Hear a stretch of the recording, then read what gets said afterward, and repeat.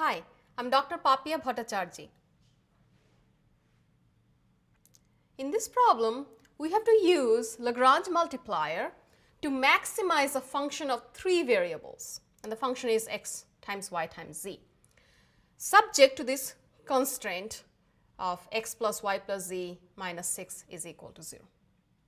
Now, a maximizing problem is, as before, we have to find the critical number for the function and then see if it'll be a max or a min. And then to do that, we have to find the partial derivatives and set them equal to 0. But since we have a constraint here, we're using Lagrange multiplier, we actually find the critical number of a new function that we'll define and use those critical values for our given function f. So first, look at our constraint and we consider this expression to be a function. So let's call it the function g. And now define a new function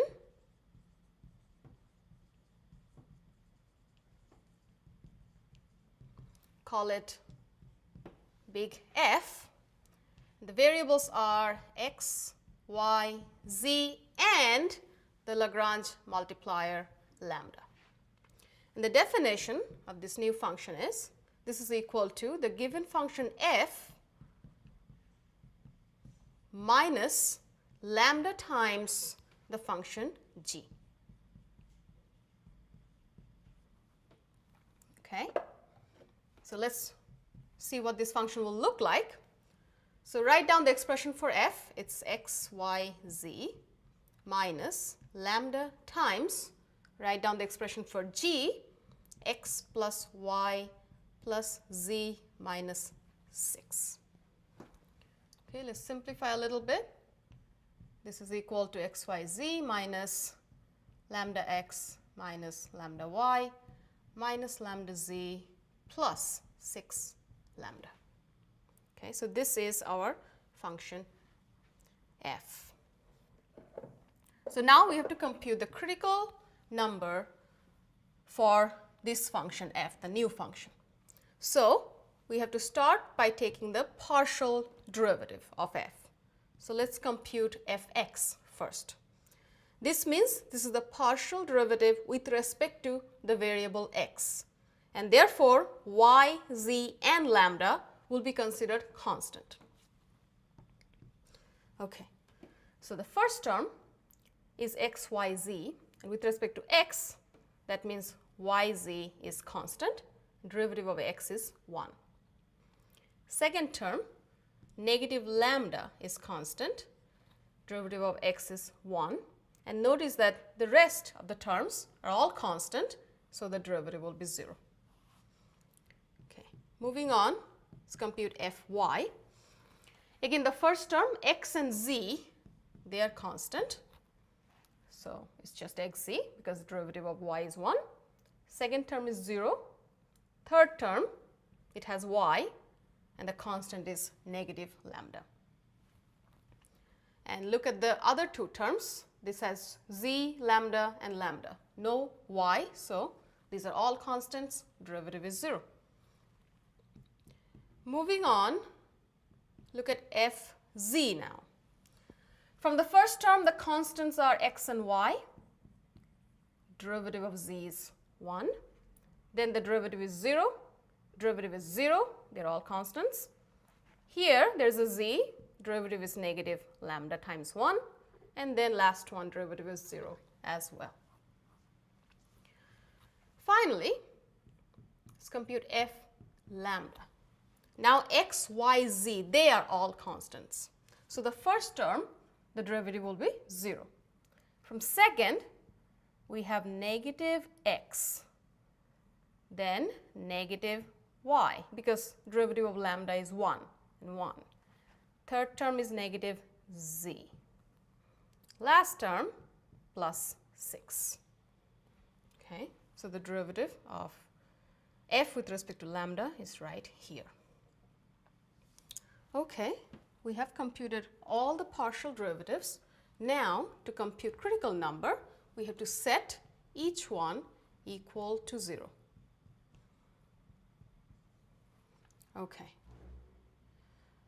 Now, right away, notice what will you get from this first equation?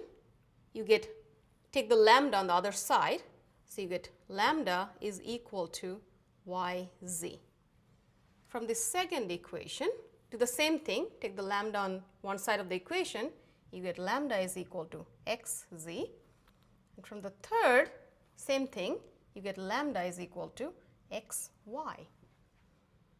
So this is telling you that these three quantities, yz, xz, and xy, they're all equal to each other. Okay? Now, let's combine these two first. So we have yz is equal to xz. And we are given that x, y, z, they're all positive, which means z is not 0, which means we can cancel z, and we have y is equal to x. Okay. Now, from these two, what do we get?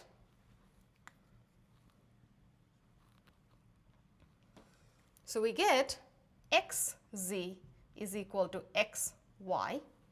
Same reasoning again, x is not 0, we can cancel, and so we get z is equal to y. So together, what do we have? X is equal to y and y is equal to z. So all three variables are equal to each other, and we just have to find one of them, and then we know the values of the other two. So now we go back to the very last equation, right? And from here, so if you want to compute x value, keep negative x, and then in place of y, you write negative x. In place of z, you write x again, right? Because z is equal to x and y is equal to x. And then plus 6 is 0. So we get, there are three of them, so negative 3x plus 6 is 0. So take the negative 3x on the other side. So we get 6 is equal to 3x, which means x is equal to 6 divided by 3 is 2. And so we have x, y, z, they're all equal to 2. So what is our critical number?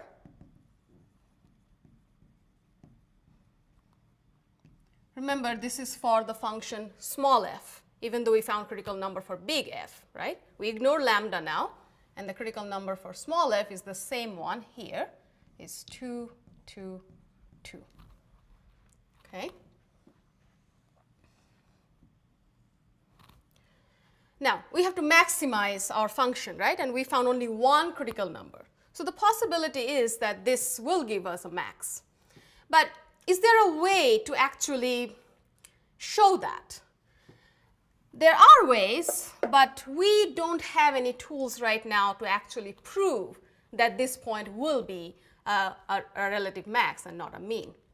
But just to check, just look at the function, right? This is x times y times z, and we're given that x, y, z, they're all positive quantity. But we have this constraint as well. So why don't we just pick some sample points and find out what the function value will be, right? So of course, this point 2, 2, 2 will satisfy this equation. What other points will satisfy this constraint? So let's think of, let's say x is equal to 6. And then y and z both have to be 0, right? So 6, 0, 0 is a point that will satisfy this constraint. But if you plug in that point in the function, what will you get? 6 times 0 is 0. So function value is 0. But for this point, the function value is bigger than 0. So this is bigger than that one sample point. Now you might be thinking, I don't want my function to be equal to 0. So what other point can we choose? Now notice that x value is 2, right? Why don't we pick something bigger than 2? So thinking that maybe the function value will be bigger anyway. So let's pick, say, x equals 3. then y and z, what values can they have? So this entire equation is satisfied. If x is 3, we have to have y plus z is 3. So y can be 2, z can be 1, or the other way around. So in either case, the point is say 3, 1, 2, right? What is the product? 3 times 2, 6. What is the product here? 2 times 2 times 2, 8. Still this is bigger. So you can at least have an idea that if you pick some sample points that will satisfy this constraint, the function value is still going to be smaller, less than the value that you will get for this point. So this is a maximum. This will give you a maximum, and the value of the function at this point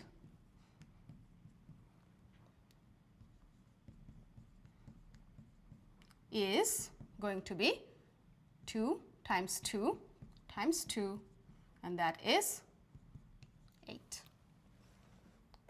So maximum of this function occurs at 2, 2, 2, and the value of the function is 8.